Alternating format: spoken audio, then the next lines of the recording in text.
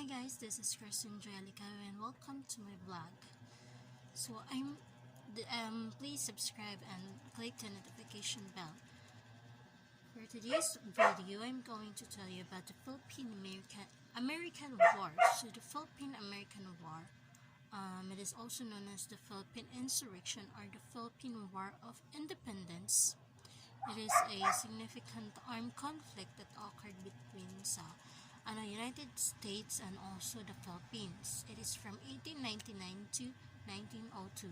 So this conflict arose after the United States acquired the Philippines from Spain in the Treaty of Paris in the year 1898, so which ended the Spanish-American War.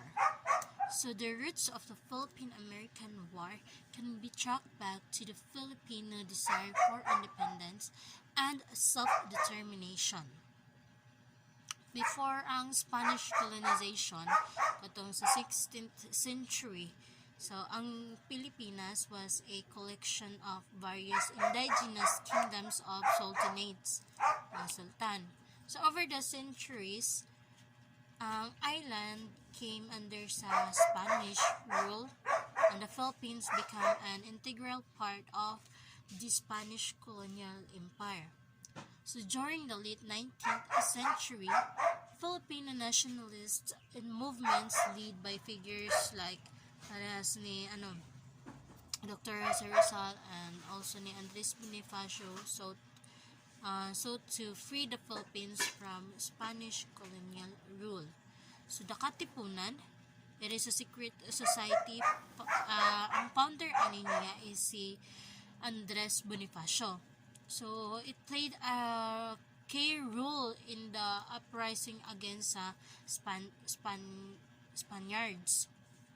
So when the Spanish-American War broke out in the year 1898, the Filipinos saw an opportunity to gain independence and they declared their own republic in the month of June of that year, katong 1898. So under the leadership of kang Emilio Aguinaldo. So excuse me. However, kining the Treaty of Paris in the month of December and in also the year of 1898 transferred the Philippines from Spain to the United States for $20 million. So the Filipinos were not consulted in this decision. And this development led to a sharp shift in the nature of the conflict. So instead of becoming an independent nation, the Philippines became a colony of the United States. So as a result, hostilities between the Filipino forces and the American military broke out in February 1899. So again, as a result, hostilities between sa Filipino forces, Filipino forces and the American military broke out in February 1899. So the war lasted for over 3 years and was characterized by intense battles, guerrilla warfare, and atrocities committed by both sides. So the American military employed their superior firepower and tactics, while ang Filipinos nag-rely lang sila sa ilahang knowledge of the terrain and sense of nationalism to resist the foreign occupation.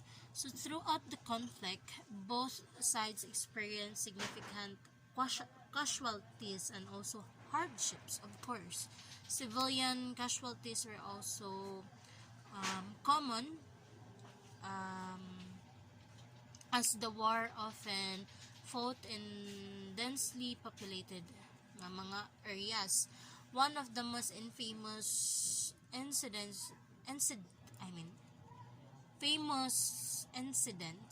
during sa war kay kadtong Balanggiga Massacre, where Filipino insurgents attacked an American garrison dito sa Samar, resulting in a brutal retaliatory campaign sa US military nga nagclaim that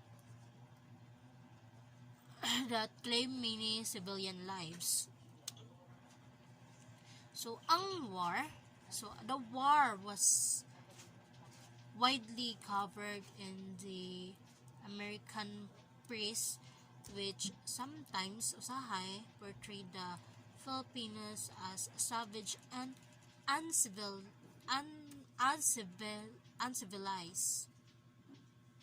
Further, perpetuating negative stereotypes. Meanwhile, a growing anti-imperialist movement sa United States criticized the country's expansionist policies and also sa use of military force to suppress the Filipino resistance. Excuse me. So, despite sa mga challenges nga naagian sa mga Filipino, their determination to achieve independence persisted as the war progressed. So, the American military eventually gained the upper hand, capturing Aguinaldo in the year 1901, which led to the formal end of the war in the month of July and year 1902. So, however, isolated skirmishes and resistance continued in various parts sa Pilipinas for several more years. So, the war's legacy is complex and continue to be a subject of historical debate.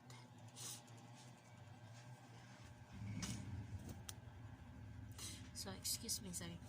On the other hand, it brought about significant changes sa ato ang country, which is the Philippines, such as the modernization, infrastructure development, and establishment of the democratic institutions. So on the other hand, it also resulted in the loss of countless lives and a deep sense of bitterness among sa Filipinos towards the United States. Of course, maski pa ako if na ako ato nga mga panghitabo, of course,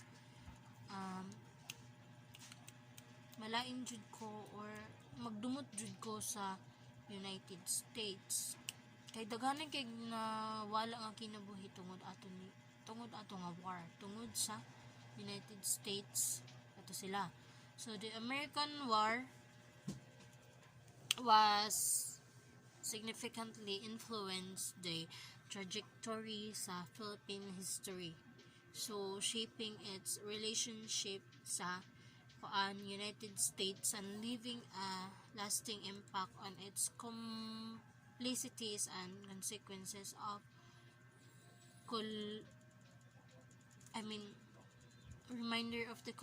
it served as a reminder sa complicities and consequences of colonialism, nationalism, and also the struggle for independence. So karon or today, the war is studied as a crucial chapter in Philippine history. History na lang to siya. Kaya pa man nasugdan ang World War II, diba? So wala pa World War III. Unta dili na mahitabo. So shedding light on the country's quest for self-determination and also sovereignty. So that's all.